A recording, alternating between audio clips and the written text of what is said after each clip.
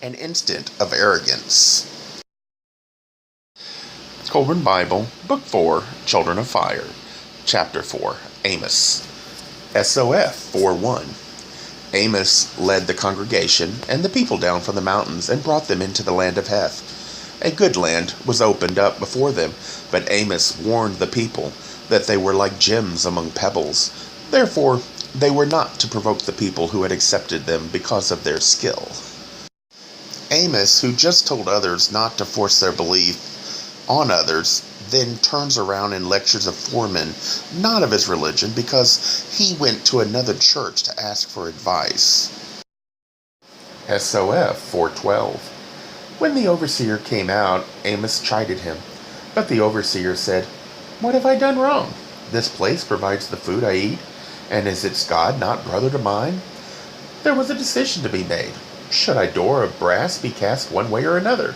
I sought an answer from the God by means beyond the control of men."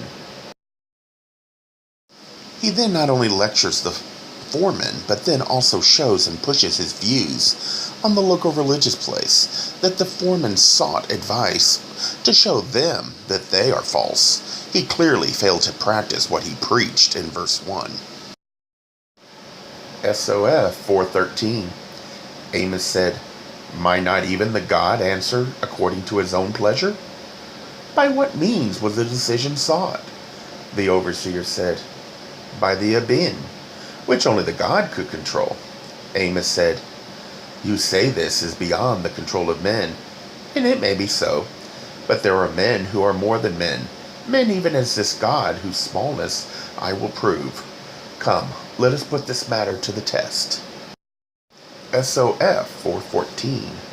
Amos then sent an attendant in haste to bring back a holy man of the congregation who was with his caravan. When the holy man came, Amos showed the overseer and the priests that such things were not beyond the control of enlightened men, for the holy men could foretell the issue, whatever was done with the Abin. Hypocrisy can run through even the wisest of us. Sadly, in verse 17, he tells the king that all gods are an aspect of the true God. But here he insults others' beliefs and lectures someone who it is unclear if he belongs to the same teachings of Amos. SOF 4:17. Yet the king heard the words of Amos and was kindly towards him.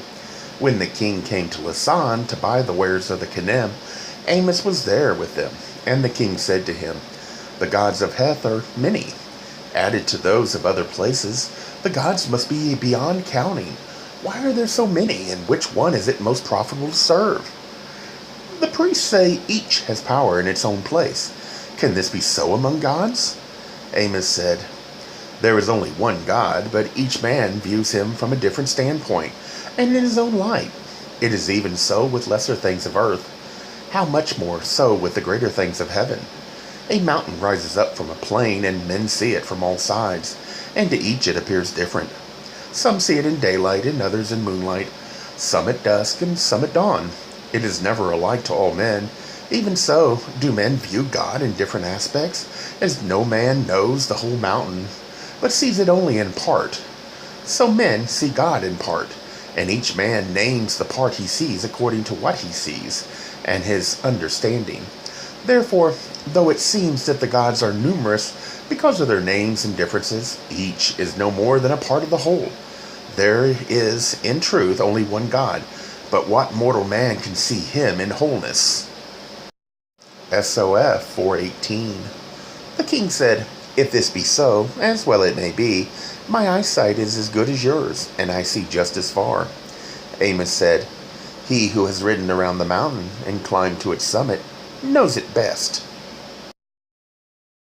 Our religions have in them a need to actively seek out converts, yet all teach that we have free will.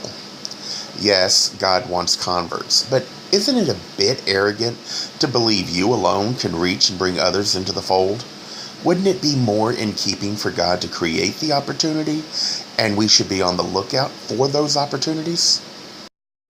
You can't force someone of free will to embrace your beliefs, but by being open to allowing them to reach out to you, and you answer those questions without denigrating other beliefs, And then, if it is to be, then God will not only provide opportunity by giving the person questions to ask, but he will provide you with the words the person might need to hear. Why is it any individual can believe we have wisdom enough to tell others what to believe?